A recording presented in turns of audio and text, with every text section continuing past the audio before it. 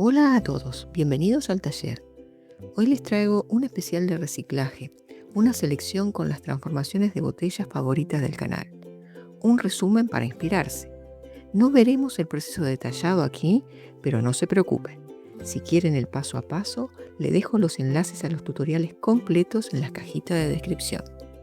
Empecemos.